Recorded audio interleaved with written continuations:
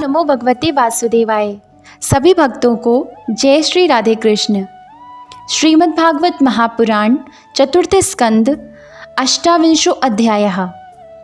पुरंजन को स्त्री योनि की प्राप्ति और अविज्ञात के उपदेश से उसका मुक्त होना। श्री नारद जी कहते हैं, राजन, फिर भय नामक यवन राज के आज्ञाकारी सैनिक प्रज्वार और काल कन्या के साथ इस पृथ्वी तल पर सर्वत्र विचरने लगे।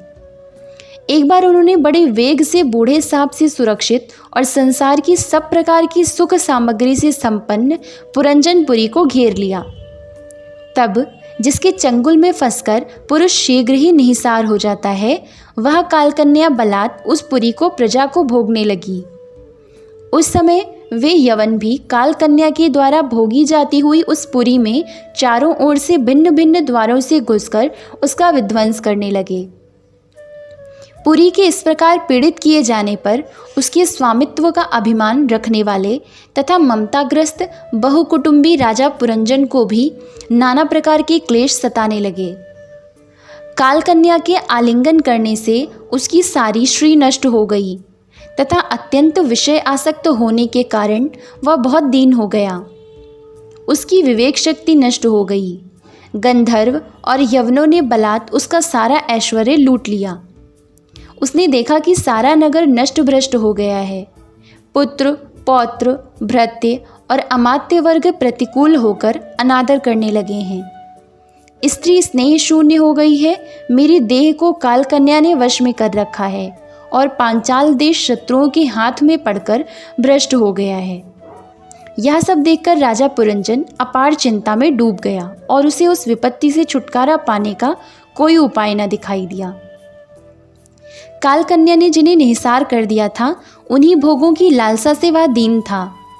अपनी पारलौकिकी गति और बंधुजनों के स्नेह से वंचित रहकर उसका चित्त केवल स्त्री और पुत्र के लालन पालन में ही लगा हुआ था। ऐसी अवस्था में उससे बिछोड़ने की इच्छा न होने पर भी उसे उस पुरी को छोड़ने के लिए बाध्य होना पड़ा, क्योंकि उसे गंधर्व और यवनों ने घेर रखा था तथा कालकन्या ने कुचल दिया था। इतने में ही यवनराज भय के बड़े भाई प्रज्वार ने अपने भाई का प्रिय करने के लिए उस सारी पुरी में आग लगा दी। जब वह नगरी जलने लगी, तब पुरवासी, सेवक वृंद, संतान वर्ग और कुटुंब की स्वामिनी के सहित कुटुंब वत्सल पुरंजन को बड़ा दुख हुआ। नगर को कालकन्या के हाथ में पड़ा देख उसकी रक्षा करने वाले सर्प को भी बड़ी पीड़ा हुई, क्योंकि उसके निवास स्थान पर भी यवनों ने अधिकार कर लिया था और प्रज्वार उस पर भी आक्रमण कर रहा था। जब उस नगर की रक्षा करने में वह सर्वथा असमर्थ हो गया, तब जिस प्रकार जलते हुए वृक्ष के कोटर में रहने वाला सर्प उससे निकल जाना चाहता है, उसी प्रकार उसने भी महान कष्ट से कांपते हुए वहां से भागने की इच्छा की। उसके अंग प्रत्यंग ढीले पड़ गए थे तथा गंधर्वों ने उसकी सारी शक्ति नष्ट कर दी थी। अतः जब यवन शत्रुओं ने उसे जाते देखकर रोक दिया, तब वह दुखी होकर रोने लगा। ग्रह आसक्त पुरंजन देह गेह आदि में मैं मेरेपन का भाव रखने से अत्यंत बुद्धिहीन हो गया था। स्त्री के वश में फंसकर वह बहुत दीन हो गया था। अब जब इनसे बिछुड़ने का समय उपस्थित हुआ, तब वह अपने पुत्री, पुत्र, पौत्र, पुत्रवधू, दामाद, नौकर और घर, खजाना तथा अन्यान्य जिन पदार्थों में उसकी ममता भर शेष थी, उनका भोग तो कभी का छूट गया था। उन सबके लिए इस प्रकार चिंता करने लगा, मेरी भार्या तो बहुत घर गृहस्थी वाली है। जब मैं परलोक को चला जाऊंगा, तब यह असहाय होकर किस प्रकार अपना निर्वाह करेगी। इसे इन बाल बच्चों की चिंता ही खा जाएगी। यह मेरे भोजन किए बिना भोजन नहीं करती, स्नान किए बिना स्नान नहीं करती, सदा मेरे ही सेवा में तत्पर रहती है। मैं कभी रूठ जाता हूँ तो यह बड़ी भयभीत हो जाती थी और झिड़कने लगता तो डर के मारे चुप रह जाती थी। मुझसे कोई भूल हो जाती तो यह मुझे सचेत कर देती। मुझ में इसका इतना अधिक स्नेह है कि यदि मैं कभी प्रदेश चला जाता था तो यह विरह व्यथा से सूख कर कांटा हो जाती थी। यों तो यह वीर माता है, तो भी मेरे पीछे क्या यह गृहस्थ आश्रम का व्यवहार चला सकेगी। मेरे चले जाने पर एकमात्र मेरे ही सहारे रहने वाले ये पुत्र और पुत्री भी कैसे जीवन धारण करेंगे। ये तो बीच समुद्र में नाव टूट जाने से व्याकुल हुए यात्रियों के समान रोने लगेंगे।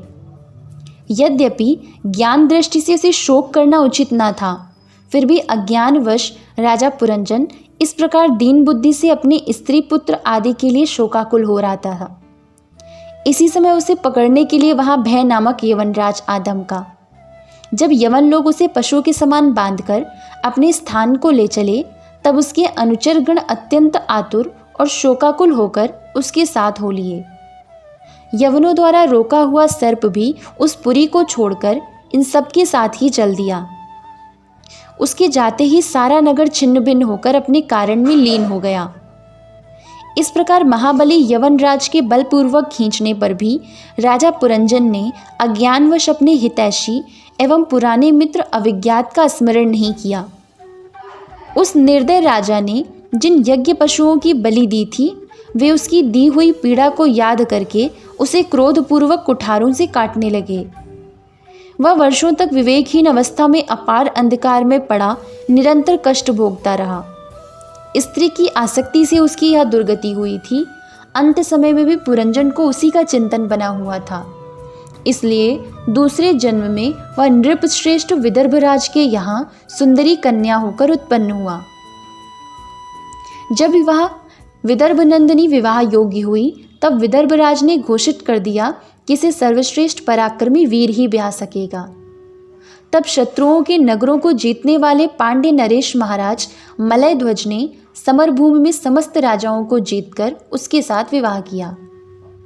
उससे महाराज मलय ध्वज ने एक श्याम लोचना कन्या और उससे छोटे 7 पुत्र उत्पन्न किए, जो आगे चलकर द्रविड़ देश के 7 राजा हुए। राजन, फिर उनमें से प्रत्येक पुत्र के बहुत बहुत पुत्र उत्पन्न हुए, जिनके वंशधर इस पृथ्वी को मनवंतर के अंत तक तथा उसके बाद भी भोगेंगे। राजा मलय ध्वज की पहली पुत्री बड़ी व्रतशीला थी। उसके साथ अगस्त्य ऋषि का विवाह हुआ।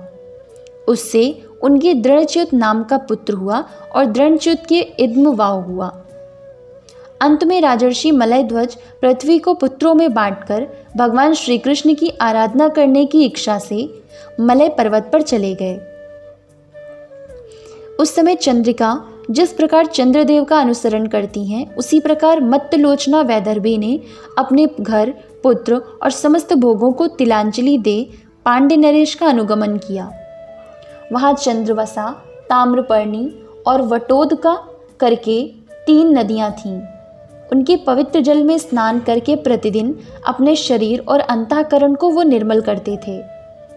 वहाँ रहकर उन्होंने कंद, बीज, मूल, फल, पुष्प, पत्ते और जल से ही निर्वाह करते हुए बड़ा कठोर तप किया।